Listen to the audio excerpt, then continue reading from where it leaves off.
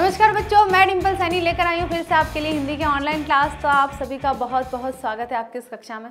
तो बच्चों, हम चल रहे हैं एनसीईआरटी बोर्ड 12th क्लास, यानी कि 12th क्लास में हमारा देखिए बुक सबसे पहले जो नाम लेते हैं वो आरोह भाग 2 है, और वो हमने बहुत जल्दी पूरा कर लिया है। और वितान भाग 2 भी शुरू कर चुके हैं, और उसमें भी हम देखिए फर्स्ट चैप्टर यानी कि सिल्वर वेडिंग को कर लिया है। सिल्वर वेडिंग यानी कि 25वीं शादी की सालगिरह को हम मना चुके हैं, और कैसे मनाई है, किस तरह से मनाई है, सम हाउ इम्प्रॉपर के साथ मनाई है, जो हुआ होगा के साथ मनाई है, तो आप सभी जानते हैं क्या चीज़ें।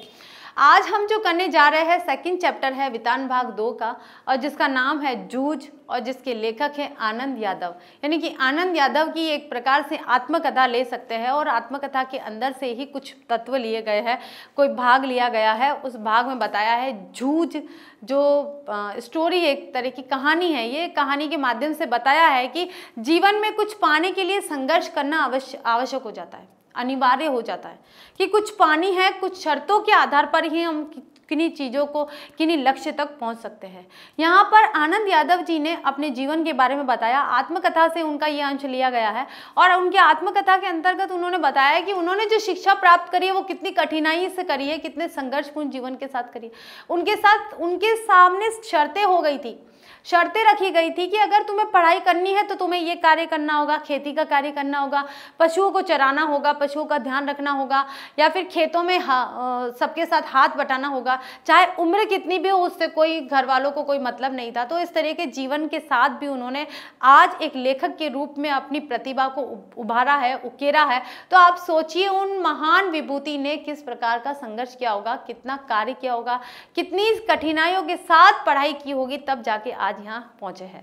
तो आप ये जो यहाँ पाठ को लिखने का जो तात्पर्य है, उद्देश्य है, आनंद यादव जी ने जो यहाँ अपनी आत्मकथा का अंश प्रस्तुत किया है जिसका नाम है जूझ, तो उनका ये लिखने का उद्देश्य ये था कि वे मनुष्य को बताना चाहते हैं कि हमें अगर कुछ चीज़ें प्राप्त करनी है, अपने लक्ष्य तक पहुँचना है, अपने जीवन को सार्थक बनाना है, तो उसके लिए हमें संघर्ष करना होगा, जीवन से लड़ना होगा, जीवन में आने वाली कठिनाइयों से लड़ना होगा। हमें हारना नहीं है, हार नहीं माननी है, संघर्ष करते जाओ, काम को पूरा करते जाओ, तो आपका जो लक्ष्य है बहुत ही जल्दी पूर्ण हो जाएगा।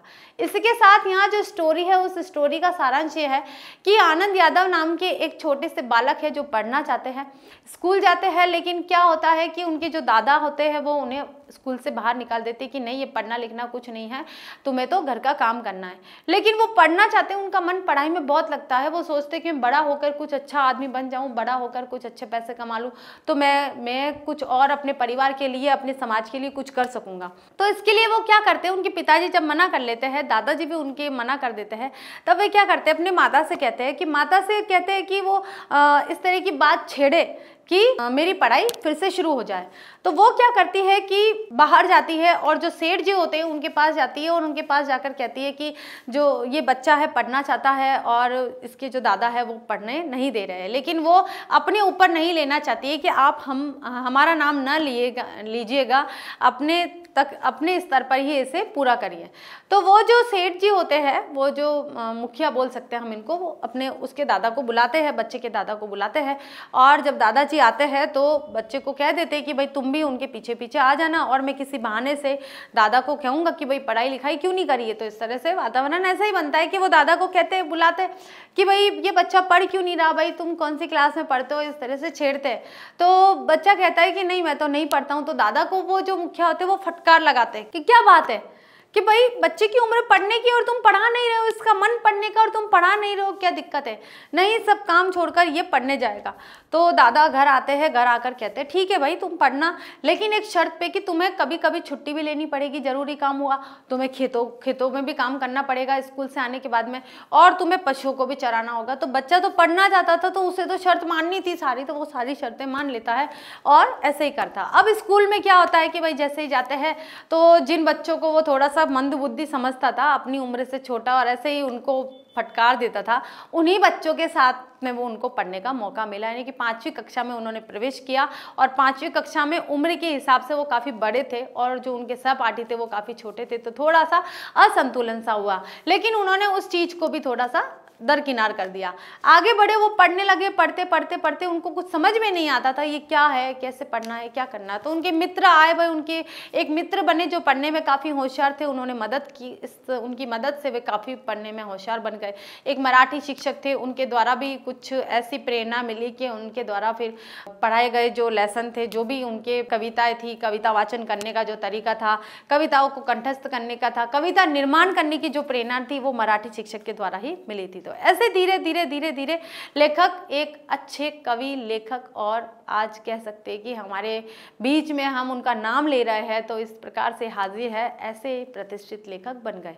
तो उनकी जूझ कहानी का जो उद्देश्य वो यही है कि मनुष्य को ये बताना कि हमें जीवन के किसी भी पहलू में, किसी भी क्षेत्र में हार नहीं माननी चाहिए, जीवन को अच्छे से जीना चाहिए। संघर्षपूर्ण अगर संघर्ष आया है तो उसका भी सामना करना चाहिए।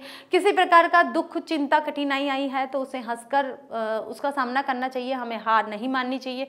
जीवन में आने वाली परेशानियों से हमें कभी भी हार नहीं माननी चाहिए और निराश नहीं होना चाहिए। आगे बढ़ने के लिए कई प्रेरणा स्रोत आते हैं, कई प्रेरणा के ऐसे बिंदु आते हैं जिन्हें हमें लेना चाहिए और अपने जीवन में उतारना चाहिए। तो इसी बात को लेकर ये स्टोरी शुरू करते हैं हम। कैसी स्टोरी है देखते हैं क्या है इसके अंदर। आनंद यादव जी के द्वारा लिखी गई है जूझ। जूझ का मतलब होता है संघर्ष करना, मतलब इतना जूझ गए हैं व्यक्ति लेकिन फिर भी कुछ हासिल नहीं होता है, वो अलग बात है। यहाँ आनंद यादव जी सफल हुए हैं, इसलिए उन्होंने ये बताया है कि मनुष्य अपना पूरा जीवन जूझ में लगा देता है, मतलब कि पूरे जीवन को जूझ कर फिर सफलता को प्राप्त कर लेता है। ठीक है, तो शुरू करते हैं। पाठशाला जाने के लिए मन तड़पता था, लेकिन दादा के सामने खड़े होकर यह कहने की हिम्मत नहीं होती थी कि मैं पढ़ने जाऊंगा। डर लगता था कि हड्डी पसली एक कर देगा, यानी कि उनके दादा इतने स्ट्रिक्ट थे कि उन्हें पढ़ाई लिखाई से नहीं, वही खेती बाड़ी और पशुचारण के काम से मतलब था। अगर पढ़ने के लिए कहे तो मान लीजिए दादा ने पिटाई कर दी ऐसी, यानी कि हड्डी पसली एक कर देना। एक मुहावरा है, हड्डी पसली एक कर देना, ये क्या होता है, मुहावरा एक, और इसका मतलब होता है कि बहुत अत्यधिक पिटाई कर देना। तो अत्यधिक पिटाई कर देते थे उनके दादा, इसलिए मैं इस ताक में रहता कि कोई दादा को समझा दे। मुझे इसका विश्वास था कि जन्म भर खेत में काम करते रहने पर भी हाथ कुछ नहीं लगेगा, क्योंकि उन्होंने देखा था कि उनके जो दादा परदादा, उनके पापा जो भी कार्य कर रहे थे लेकिन हाथ में कुछ नहीं लगा उनके, कुछ उन्होंने इतनी सफलता प्राप्त नहीं की। निरंतर जो कार्य चला आ रहा है बस वही चला आ रहा था, उससे ज़्यादा कुछ नहीं हुआ था। जो बाबा के समय था वह दादा के समय नहीं रहा। यह खेती हमें गड्ढे में धकेल रही थी। पढ़ जाऊंगा तो नौकरी लग जाएगी, 4 पैसे हाथ में रहेंगे, बिठोवा अन्ना की तरह कुछ धंधा कारोबार किया जा सकेगा। यानी कि बिठोवा अन्ना एक अच्छे बिजनेसमैन थे, तो इस तरह से वो सोच रहे थे कि मैं भी अच्छा सा बिजनेस कर लूँगा। अंदर ही अंदर इस तरह के विचार चलते रहते हैं। दिवाली बीत जाने पर महीना भर ईख पैरने का कोलू चलता। ईख क्या होती है, गन्ना होता है। गन्ने को जब पैरते हैं यानी कि उसमें से रस निकालने के लिए जो कोलू चलता था, वो कोलू जरा जल्दी शुरू किया तो दादा की समझ से ईख की अच्छी खासी कीमत मिल जाती। अगर वे सोचते कि अगर जल्दी से इस कोलू को चलाना, रस निकालना शुरू कर दिया तो अच्छी कीमत मिल जाएगी और हमें अच्छी आमदनी हो जाएगी, ऐसा वहाँ लेखक बोलते हैं। यह उसकी समझ कुछ हद तक सही थी, यानी कि दादा ये सब तो सही सोचते थे। जब चारों ओर कोलू चलने लगते तो बाजार में गुड़ की बहुतायत हो जाती और भाव नीचे गिर जाते। दिखती सी बात है कि जब उत्पादन ज़्यादा होगा तो कीमत गिर जाती है। तो ऐसा ही यहाँ हुआ कि जब रस ज़्यादा निकलता, गुड़ ज़्यादा बनता, तो मार्केट में जैसे ही बाजार जाता सामान और गुड़ ज़्यादा होता तो वहाँ कीमत गिर जाती थी, क्योंकि अगर ज़्यादा कीमत लगा कर बैठेंगे तो कौन लेगा, जिसकी सबसे कम कीमत होगा भी लोग उसी का गुड़ लेंगे। तो इस तरह से ज़्यादा उनको फ़ायदा नहीं हो पाता। उस समय नंबर 1 और नंबर 2 का गुड़ बहुत आता था और हमारे जैसे खेतों पर ही बनाए गए नंबर 3 के गुड़ को कौन पूछता। बाकी के किसान दूसरे ढंग से विचार करते थे। उनका मत था कि यदि ईख को, यानी कि गन्ने को, ईख सभी जानते हैं ईख क्या होती है, गन्ना होता है, ईख को कुछ दिन खेत में खड़े रहने दिया गया तो गुड़ ज़्यादा निकलता है। ये सोच की कि अगर ज़्यादा दिन तक ईख खेत में रहेगा, पानी पिएगा तो गुड़ ज़्यादा मीठा होगा, और कम दिनों का जो ईख है उसको अगर पैल के और फिर आप कोल्हू चलाकर और जो गुड़ बनाते हो तो उसका जो स्वाद है वो थोड़ा सही नहीं होता। इसलिए वो 3 नंबर का गुड़ था जो ज़्यादा कोई लोग लेते नहीं थे, इसलिए भाव गिरे हुए थे और उनकी आमदनी भी इतनी नहीं होती थी। देर तक खड़ी रहने वाली ईख के रस में पानी की मात्रा कम होती और रस गाढ़ा हो जाता, जिसके कारण ज़्यादा गुड़ निकलता था। लेकिन दादा की समझ से गुड़ ज़्यादा निकलने की अपेक्षा भाव ज़्यादा मिलना चाहिए था।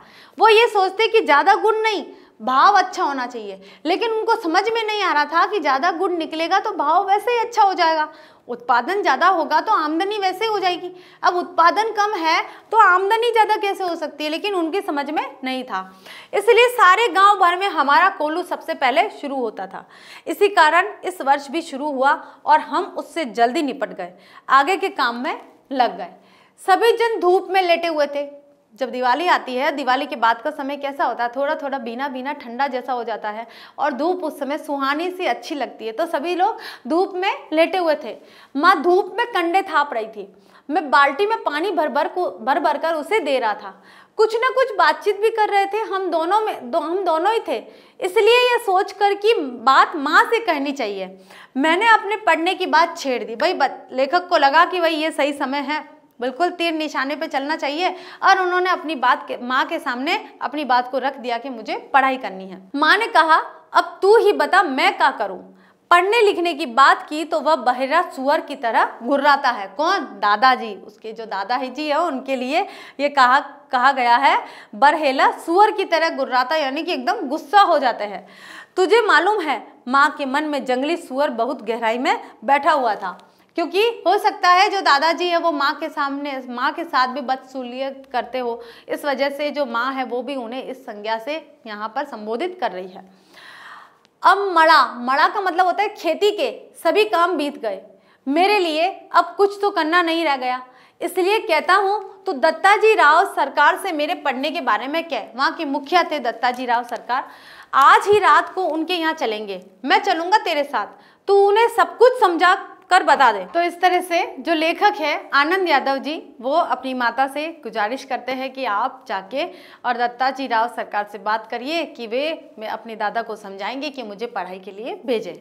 आगे देखिए, ठीक है चलेंगे। माँ और से सांत्वना दे देती है अपने बच्चे को कि भाई ठीक है चलेंगे। एक माँ से ही बच्चा इस तरह की बातें कर सकता है। जितनी भी सारी चीज़ें मनवानी होती है माँ के पास ही जाता है। तो लेखक ने भी अपनी माँ को सहारा बनाया। माँ ने हाँ तो की, लेकिन अंदर से माँ के स्वर में उदासी थी। मुझे भी मालूम था कि इतना करने पर भी कोई लाभ नहीं होगा। अब उदासी क्यों थी? क्योंकि क्या पता दत्ताजी राव सरकार नहीं समझाए, उन्होंने भी मना कर दिया तो क्या होगा, क्या पता कुछ हो या न हो। बच्चा इतनी गुजारिश कर रहा है और माँ नहीं कर पाए तो माँ को तो उदासी होगी। तो यहाँ यही व्यक्त किया गया है। लेकिन वह मेरा मन रखने के लिए जाने को तैयार हो गई। मेरी तड़पन वह समझती थी। 7वीं तक पढ़ाने की उसकी मन में तैयारी थी, लेकिन दादा के आगे उसका बस नहीं चलता था। माँ चाहती थी कि मेरा बेटा है वो 7वीं कक्षा तक तो पढ़ ही ले, लेकिन दादा के विचारों के कारण, उनके दकियानुसी, उनके ऐसे पुराने विचारों के कारण अपने बच्चे को विद्यालय नहीं भेज सक रही थी। लेकिन अंदर ही अंदर उनको इच्छा थी कि मेरा बच्चा जाए। और बेटे ने अपने माँ से गुजारिश की कि आप जाकर वहाँ मेरी सिफारिश करिए, तो माँ चाहती तो थी, लेकिन माँ को ये पता था कि क्या पता न हो, तो एक मन में थोड़ी सी एक उदास भरी भावना भी व्यक्त थी। रात को मैं और माँ दत्ताजी राव देसाई के यहाँ गए और माँ ने दीवार के सहारे बैठकर दत्ताजी राव से सब कुछ कह दिया। वे भी इस बात से सहमत हो गए। माँ ने यह भी बताया कि दादा सारे दिन बाजार में रखमाबाई के पास गुजार देता है, खेती के काम में हाथ नहीं लगाता। माँ ने देसाई को यह विश्वास दिला दिया कि दादा को सारे गांव भर आज़ादी के साथ घूमने को मिलता रहे, इसलिए उसने मेरा पढ़ना बंद कर मुझे खेती में जोत दिया है। पूरा कारण बता दिया उन्होंने देसाई जी को कि भाई किस लिए दादा पूरा टाइम माँ रखमाबाई के वहाँ चले जाते हैं, पूरा टाइम इधर उधर घूमते रहते हैं, और उनके हिस्से का जो काम बचता है कि उनको करना चाहिए, इसलिए वो इस छोटे से बच्चे को खेत में जोत के रखते हैं और इसे पढ़ाई लिखाई से बिल्कुल अलग कर रखा है। तो वो अपना स्वतंत्र जीवन जी रहे हैं। तो ये चीज माँ ने देसाई जी को बता दी कि भाई आप थोड़ा समझाइए ताकि बच्चे का जीवन सुधर सके। आने दे, वो बोलते हैं कि आने दे अब उसे, मैं उसे सुनाता हूँ कि नहीं, अच्छी तरह देख कि मैं उसे देखो कैसा सुनाता हूँ। क्योंकि हो सकता है कि जो दादा है वो देसाई जी से ही थोड़ा से झेपते हो, इसीलिए जो लेखक है अपनी माँ को इनके पास लेकर आए थे। उठते उठते मैंने भी दत्ताजी राव से कहा कि अब जनवरी का महीना है, अब परीक्षा नज़दीक आ गई है। मैं यदि अभी भी कक्षा में जाकर बैठ गया, वो विश्वास दिलाते हैं कि जनवरी का महीना आ गया है, आधा साल तो निकल गया है, परीक्षा आने वाली है। अगर मैं इस महीने भी जाकर बैठ गया और पढ़ाई की दोहराई कर ली तो 2 महीने में 5वीं की सारी तैयारी हो जाएगी। और मैं परीक्षा में पास हो जाऊंगा। तो वो देसाई जी से क्या कहते हैं कि जनवरी का महीना है और अभी भी अगर मैंने एडमिशन ले लिया, मेरा एडमिशन हो गया और मैं पढ़ाई शुरू कर ली और मैंने उसका रिवीजन कर लिया, दोहराई का मतलब होता है कि अगर मैंने इसका रिवीजन कर लिया तो मैं 5वीं कक्षा में पास हो जाऊंगा, मेरा जो ये साल है वो बच जाएगा, वो ऐसे वेस्ट नहीं होगा, इस तरह मेरा साल बच जाएगा। अब खेती में ऐसा कुछ काम नहीं है, मेरा पहले ही 1 वर्ष बेकार हो गया है, ठीक है, अब तुम दोनों अपने घर जाओ। किसके लिए कहते हैं वो? माँ और बच्चे के लिए कहते हैं कि तुम दोनों, लेखक के लिए कहते हैं कि लेखक और लेखक की माँ को घर जाने के लिए कह देते हैं दत्ता देसाई जी। अब वह आ गए तो मेरे पास भेज देना, उसके पीछे से घड़ी भर बाद में तू भी आ जाना रे छोरा। मतलब लेखक को कहते हैं कि अगर आ जाते हैं वो शाम को तो मेरे पास भेज देना और पीछे पीछे तुम भी आ जाना, देखते हैं क्या होता है। वो पूरी प्लानिंग कर लेते हैं। आगे देखिए, जी कहकर हम खड़े हो गए। उठते उठते हमने यह भी कहा कि हमने यहाँ आकर ये सब बातें बताई है, यह मत बता देना, नहीं तो हम दोनों की खैर नहीं। भाई डर तो लगता है ना कि जिन दादा से जो माँ भी डरती है, और अगर ये बात पता चल जाए कि माँ और बेटे दोनों ने ये बात जाकर दत्ता जी देसाई को बताई है ये सारी बात, तो फिर तो दादा ने उनकी पूरी रिमांड लेनी थी। इसलिए माँ और बेटे दोनों जाते जाते बोल देते हैं कि ये बात मत बता देना कि हमने आपको ये सारी बात बताई है। माँ अकेली साग भाजी देने आई थी, यह बता देंगे तो अच्छा होगा। ठीक है, मुझे जो करना है मैं करूँगा। देख, उसके सामने ही तुझसे कुछ पूछूंगा तो निडर होकर साफ साफ उत्तर देना, डरना मत। ये किसको? लेखक को कह रहे हैं। कौन? देसाई जी कह रहे हैं कि देख लड़के, अगर मैं तुझसे कुछ पूछूंगा दादा के सामने तो तू बिल्कुल निडर यानी बिना डरे होकर कोई जवाब देना, डरना मत बिल्कुल भी। तो लेखक उसके लिए हाँ कह देते हैं। नहीं जी, मैं माँ के साथ लौट आया, 1 घंटा रात बीते दादा घर पर आया, मैं घर में ही था। आते ही माँ ने दादा से कहा साग भाजी देने देसाई सरकार के यहाँ गई थी तो उन्होंने कहा कि बहुत दिनों से तेरा मालिक दिखाई नहीं दिया है, खेत से आ जाने पर जरा इधर भेज देना। वो दादा को सारी बात बता देती है कि आपका बुलावा आया है। ठीक है, कुछ काम वाम था? दादा पूछते कि कोई काम दाम था क्या? दादा ने अधीरता से पूछा, बेचैन होकर पूछा। अधीरता मतलब कि बेचैन होकर। ठीक है, मुझे तो कुछ पता ही नहीं उन्होंने। माँ थोड़ी सी यहाँ एकदम ऐसी हो गई कि मुझे कुछ पता ही नहीं है ना, अनजान हो गई है। तो मुझे तो कुछ बताया नहीं उन्हें, तो मैं हो आता हूँ। तब तक तो रोटियां सेक ले। किससे? बहू से कहते हैं वो। गणपा आए तो उसे खेतों में भेज देना पहले ही। दादा तुरंत उठ खड़ा हुआ। देसाई के बाड़े का बुलावा दादा के लिए सम्मान की बात थी। आधा घंटा बीतने पर माँ ने मुझसे कहा कि अब तू जा, कहना जीव ने बुलाया है। अच्छा, यानी कि अब जैसी प्लानिंग की थी देसाई जी ने कि भाई जैसे ही तुम्हारे दादा आते पीछे पीछे तुम भी आ जाना और निडर होकर जवाब देना। तो माँ क्या करती है, दादा जब यहाँ से रवाना हो जाते, पहुँचने वाले होते, तब वो अपने बच्चे को कह देती है कि भाई तुम भी जाओ और कह देना कि भाई भोजन बन गया है, अब खाना खाने के लिए बुलाया है। तो ऐसे उस बच्चे को वो भेज देती है। मैं पहुँचा तो सरकार मेरी राह देख रहे थे। क्यों आया रे छोरे? दादा को बुलाने आया हूँ, अभी खाना नहीं खाया है। बैठ बैठ थोड़ी देर, अभी तो आया है वो मेरे पास। जी मैं बैठ गया। धीरे धीरे दत्ता जी राव पूछने लगे, कौन सी पे पढ़ता है रे तू, है ना। अब देखिए, ये तो प्लानिंग थी, प्लानिंग के अनुसार ये कार्य हो रहा था। तो दत्ता जी राव आनंद यादव जी से यानी कि लेखक से पूछ रहे कि भाई तू कौन सी में पढ़ता है, कौन सी क्लास में पढ़ता है। तो वो बोल रहे हैं जी 5वीं में था किंतु अब नहीं जाता हूँ।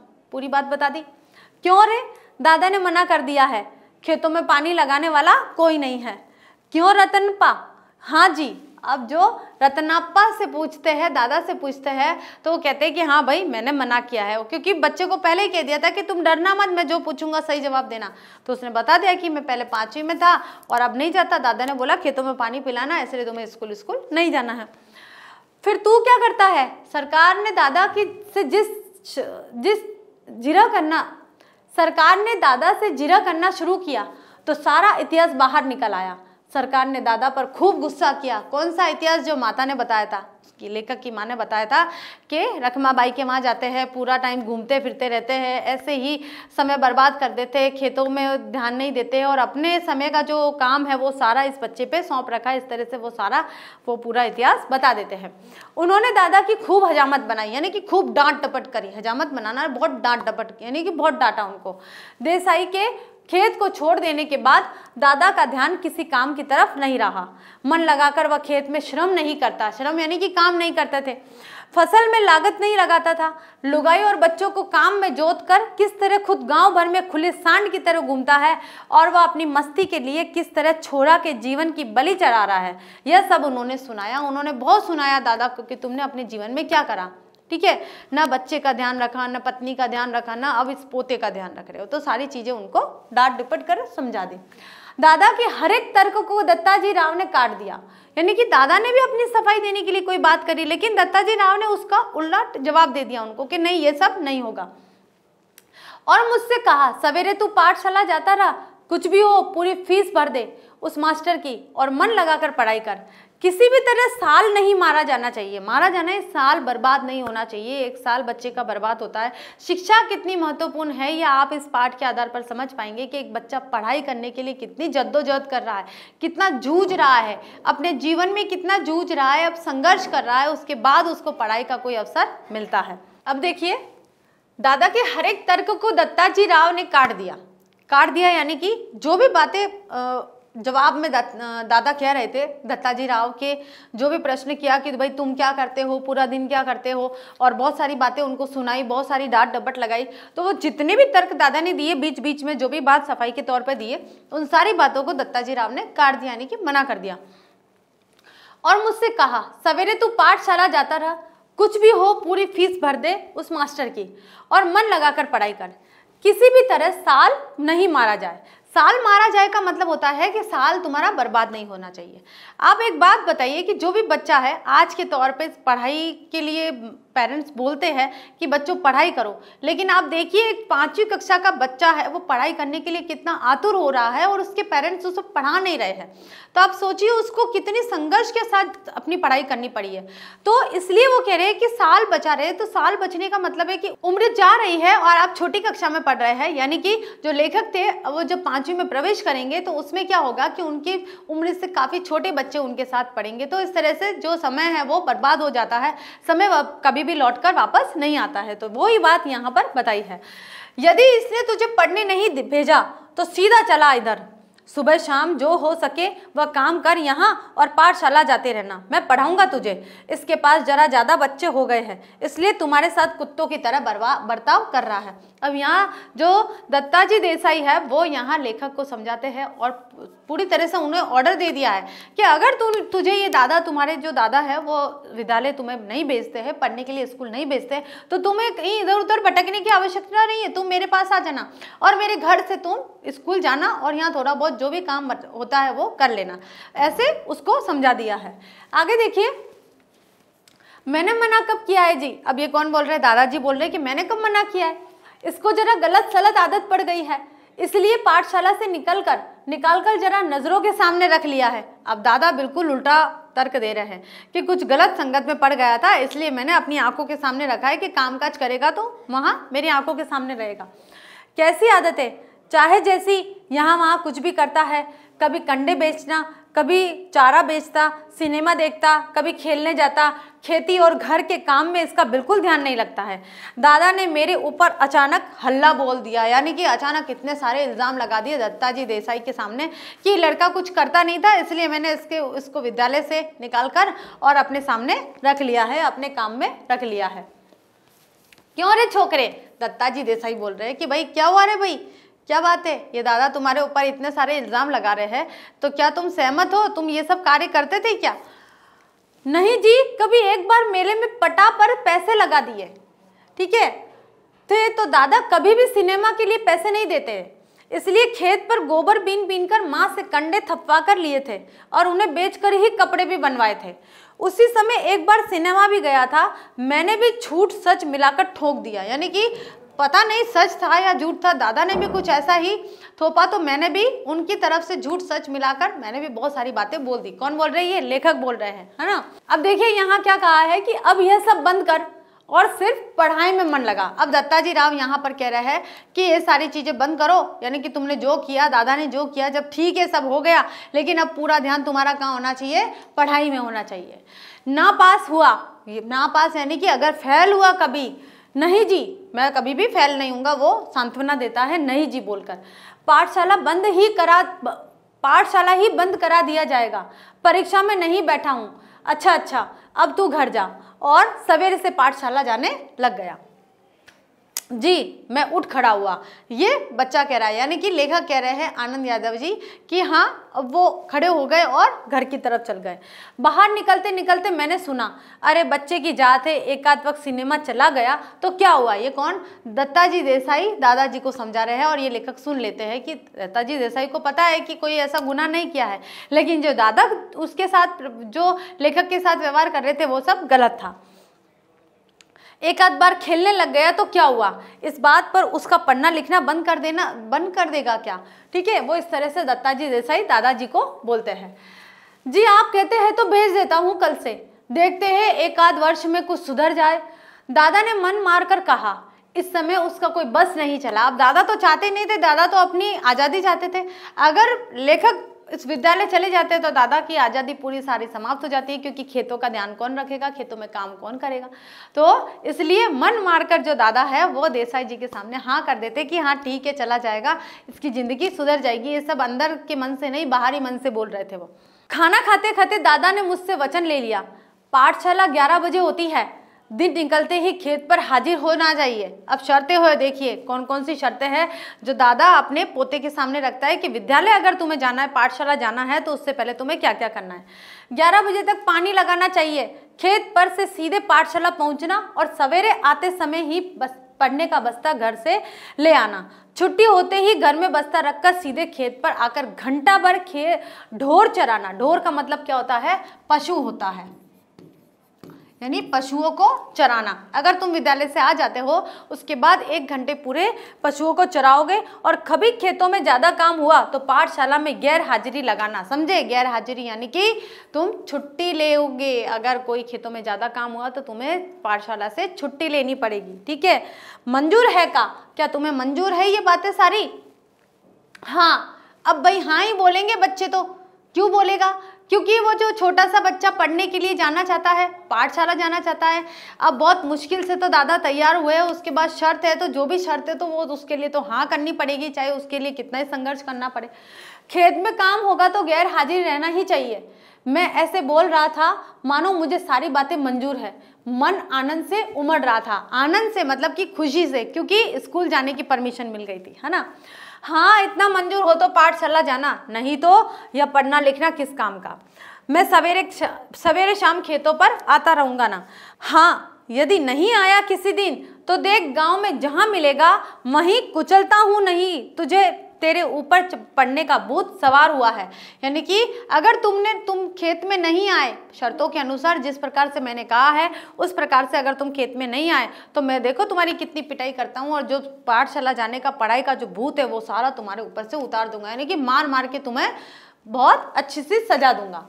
मुझे मालूम है बालिस्टर नहीं होने वाला हूँ मैं। बालिस्टर यहाँ पर होता है बैरिस्टर, एक बोलचाल की भाषा में बालिस्टर का है। बैरिस्टर यानी कि एडवोकेट, ठीक है, वकील। मुझे मालूम है बालिस्टर नहीं होने वाला है तू। दादा बार बार कुरकुर कर रहा था। मैं चुपचाप गर्दन नीची करके खाने लगा था। रोते धोते पाठशाला फिर से शुरू हो गई। गर्मी सर्दी हवा पानी वर्षा भूख प्यास आदि सब कुछ ख्याल न करते हुए खेती के काम की चक्की में 11 से 5 बजे तक पिसते रहने से छुटकारा मिल गया। उस चक्की की अपेक्षा मास्टर की छड़ी की मार अच्छी लगती थी, उसे मैं मजे से सहन कर लेता था। दोपहरी भर की कड़क धूप का समय पाठशाला की छाया में व्यतीत हो रहा था। गर्मी के 2 महीने आनंद में बीत गए।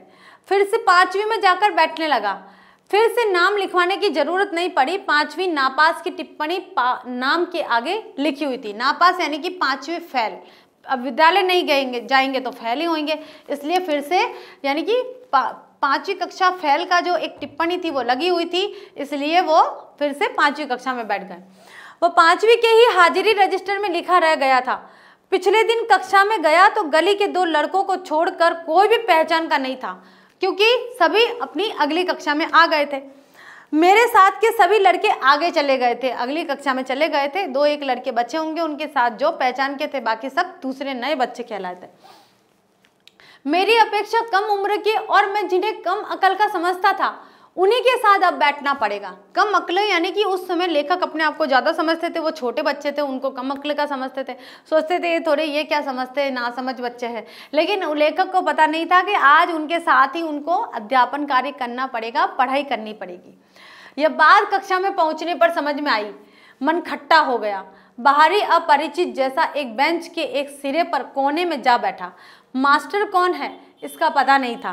पुरानी किताबों और पुरानी कॉपियों का उस कक्षा से कोई संबंध नहीं था, क्योंकि सब कुछ नया हो चुका था। फिर भी लट्ठे के बने थैले में उन्हें ले आया। बस अड्डे पर कोई लड़का अपनी पोटली संभाले किसी इंतजार में जैसे बैठा था, उसी तरह अपनी पढ़ाई की पुरानी धरोहर संभाले बैठा था। यानी कि यहाँ तक हमने ये पढ़ा कि अब जो लेखक आनंद यादव है वो विद्यालय पहुँच चुके हैं और विद्यालय का पूरा हूबहू वातावरण यहाँ पर प्रस्तुत कर दिया है कि कैसी जद्दोजहद यानी कितनी जूझ के बाद, कितने संघर्ष के बाद वे आज विद्यालय में 5वीं कक्षा में बैठने के लिए तैयार हो गए हैं। और 5वीं कक्षा का जो वातावरण है कि वो उनसे कम उम्र के बच्चे उनके सहपाठी है। जो बच्चे उनके साथ पढ़ते थे वो आगे के कक्षा में चले गए, वो फेल हो गए थे, तो आज उसी कक्षा में वह बैठे हैं।